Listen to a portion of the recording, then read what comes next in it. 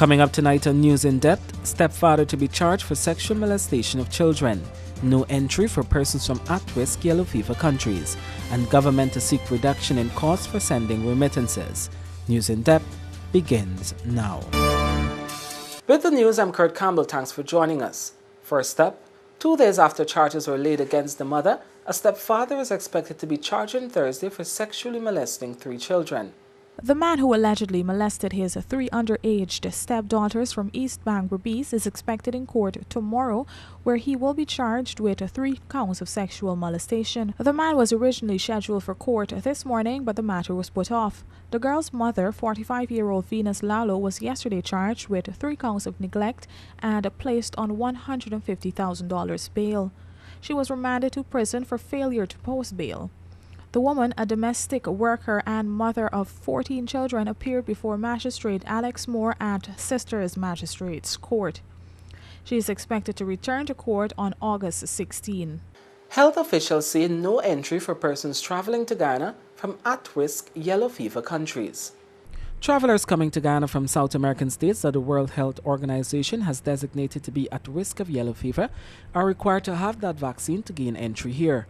Chief Medical Officer Dr. Shamdi Prasad said on Wednesday that persons traveling to Ghana from at-risk areas in Africa, including Angola, Congo, Nigeria, Niger, Mali, and a few others, will not be allowed entry without proof of vaccination.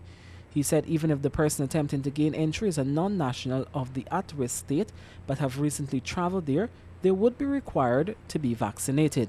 These precautions are absolutely necessary. We know what has happened with chikungunya and Zika and how rapidly it can spread.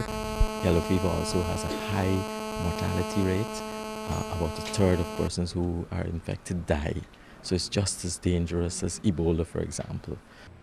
Persons traveling from the United States and Canada who have not traveled to any of the at-risk countries recently do not require a yellow fever vaccine. Guyanese who are returning home from those areas and are not vaccinated will not be denied entry, but will be quarantined and observed. If you're coming from Africa, definitely, even if you're a non-African national, once you've traveled in those countries, even the Guyanese who have visited those countries, failing to show proof of their vaccine, and were in one of the endemic countries, we will need to observe them.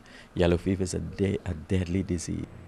There are some countries in South America and the Caribbean that have been designated to be at risk, but Dr. Prasad said the authorities here have been waiving the requirement for those destinations closer to Guyana.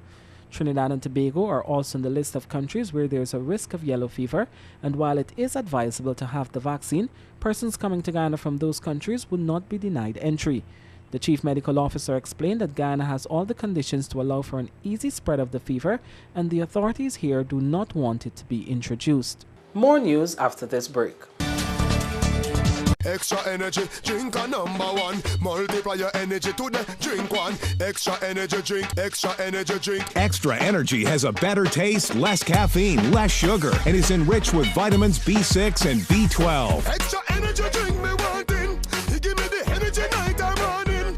Extra energy drink, extra energy drink. Visit the wholesale distributor in the Stabrook Market or call 683-9500 to order yours today. Extra Energy Drink is also found in supermarkets and stores nationwide.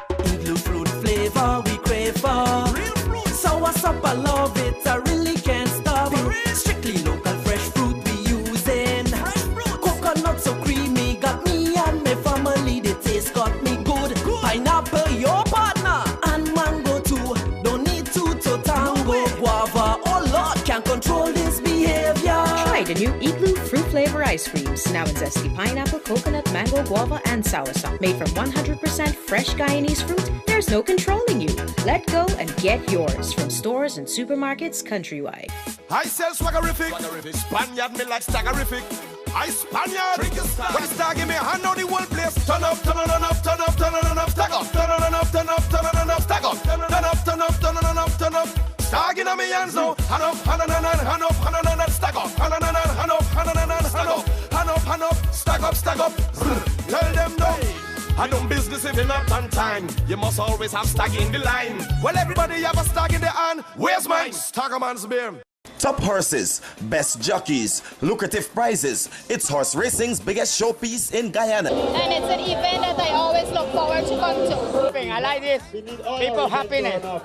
Beautiful. I'm a horse sportsman and enjoy racing.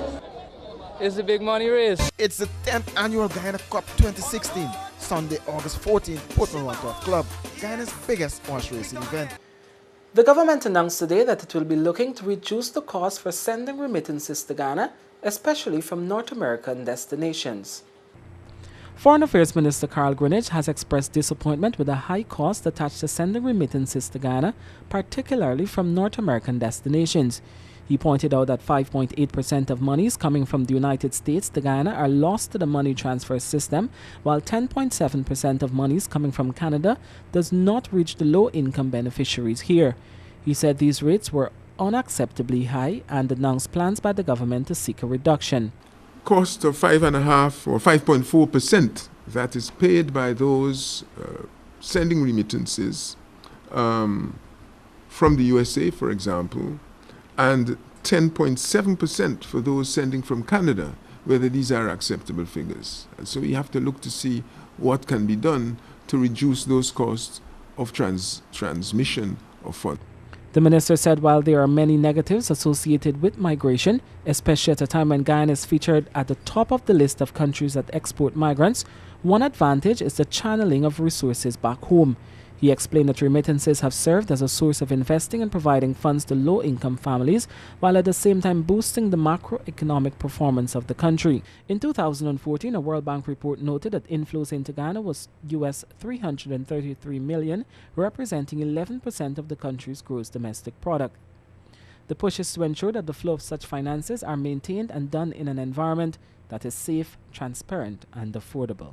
International organizations are calling on the Guyana government to abolish the death penalty.